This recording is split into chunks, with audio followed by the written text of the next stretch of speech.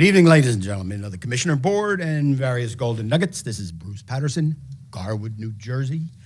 First, for the public comment, and this is regarding the Union County Manager Ed Oatman's Clark Reservoir Dream Amusement Park. Since it's located on the waters of the reservoir, I guess it would be more fitting to call it Oatman's Wet Dream Amusement Park. And by now, you've seen the concept, which I hold up just for the public and such.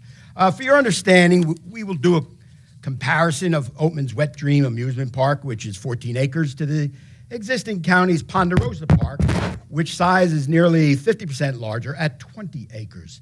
Visualization and perception really counting comparing the Ponderosa Park to Oatman's Wet Dream Amusement Park.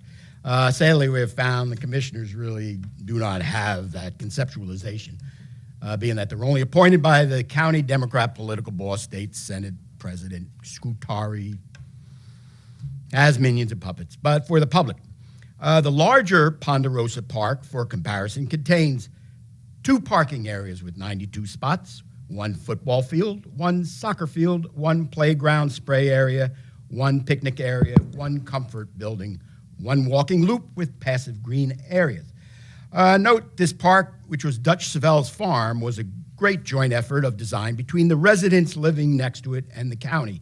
All appears to passively fit in nicely. The smaller Oatman Wet Dream Amusement Park. Mr. Patterson, I'm going to remind you about your decorum and your language. Please adhere to our code or you will be escorted out. Do you understand?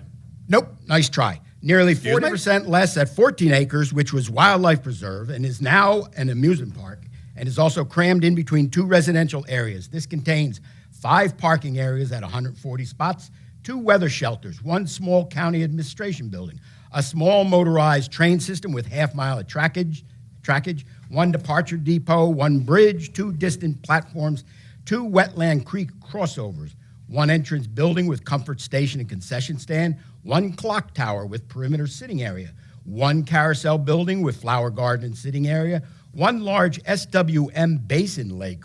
I have no idea what SWM swim, who knows. 1 play area with converted ice rink and change house and fire pit, 1 boathouse, 1 floating boat dock, no mention of kayaks, by the way, 1 boat ramp, 1 fishing pier, 1 exercise area, 1 non-loop walking trail through passive green areas, 1 loop trail. This is 10 pounds in a 5-pound bag, as they say, for sure. Don't get me wrong, a boat dock and ramp fishing pier, along with walking trails, exercise area, and playground is a great passive use of the area, which abuts 2 separate residential areas on both sides and would be similar to Echo Lake Park.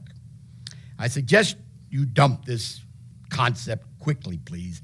Thank you. To the Rezos.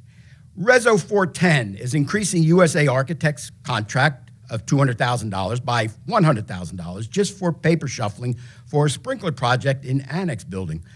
This change order increases the contract by 47%, which exceeds the county bylaws threshold, which is 20%, and should go out to another bid since sprinkler paper shuffling services are nothing exotic. Rezo 437 is increasing Kingston Coventry Legal Firm's $100,000 contract by 50%, or $50,000, for general counsel services. The public would like to know specific reason for this exorbitant increase since we have our own general counsel services in-house. Rezo 444 is congratulating Eagle Scout honorees Boy Scout Troop 101. The Eagle Scout Award is indeed a great honor, but there really should be something now in writing that says if one goes on in later life with the power to perfect legalized corruption, like State Senate President Scutari has done, then it should be rescinded. You can look at maybe Pete Rose, the baseball legend, as a good example. So thank you very much. Whatever.